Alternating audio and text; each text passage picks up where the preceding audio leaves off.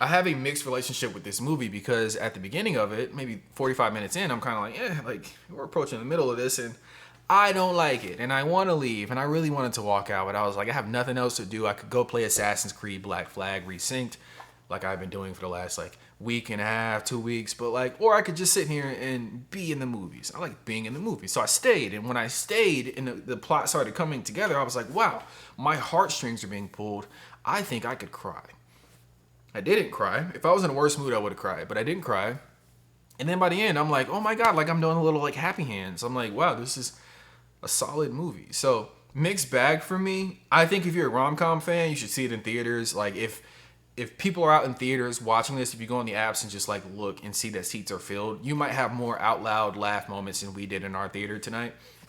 But yeah, I don't think you need to rush out and see this if you're not a fan of the genre or if you're not a fan of the actors that are leading this movie, both of which are exceptional. The two leads are Owen, played by Caleb Turner, and Allie, played by Monica Barbaro, one of the more beautiful women on earth.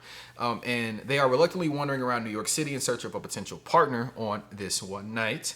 And Owen was recently dumped by his longtime girlfriend, and Allie keeps running into the worst men possible. So as their options run thin, the two keep crossing paths, and we're just like, oh my God, will y'all just like lock in and meet each other and really soak in the moment? You have chemistry, you guys are attractive, all the things are happening, but they keep doing a will they won't they thing. And the tension builds as the movie builds, and eventually you might get your payoff, you might not, but this is a rom-com, so you know how it goes. And that part is fun. It's fun to watch characters that have on-screen chemistry get to like share those moments in a more long-winded way. But the top of the movie, the front of the movie, has a lot of just like, Owen's over here doing this, Allie's over here doing this. And that doesn't work as much for me because the people they're interacting with aren't as compelling as them interacting together. So I wanted more of them in this movie, which is a good thing. Like, shows they did a great job. It just shows that the storyline didn't put them together enough times. So One Night Only in general is, to me, like a very millennial / early Gen Z experience. It's at its best when it's leaning into ridiculousness of the premise, exploring the chaos of modern dating, and taking jabs at contemporary politics. And I think the political angle here is a little bit underexplored. Not even a little bit, a lot of it underexplored. You have this one night that Congress created where like you can have premarital sex. Obviously that'd be controversial in any society, but like especially in America where like premarital sex is like abundant. Ask me how I know. Come on. I'm sorry. I'm a good boy. But basically, like, what you have here is like premarital sex is banned. Congress did it. It wasn't really directly voted on. There are biochips and wrists saying if you can have sex or not. And it's like measuring your biometrics to know if you're getting like riled up for sex, I guess. I don't know. That's not like too explored, like I said. But there are interesting things happening here. So even in my notes, I'm like, this would have been better as like a darker genre. Like if this was, instead of being a rom-com, if this was a sci-fi movie or a horror movie, like outright, this would be really compelling and cool. If this was like a weird Black Mirror, Twilight Zone sort of thing, this would have been really cool. But instead it's a rom-com. So it's serviceable as a rom-com.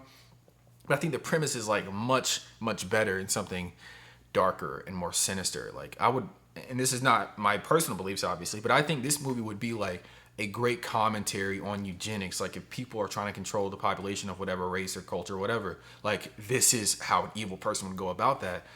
And that would be a cool thing to explore. Like, wow, like let's look at our modern society and look at the lens of how things are done in a socioeconomic way and talk about repopulation and well, I don't know what I'm trying to say. You know what I'm trying to say though, right? You get me. What's up? So overall, this movie has some good jokes, has some bad jokes. I think it's at its best when the two characters are sharing screen time.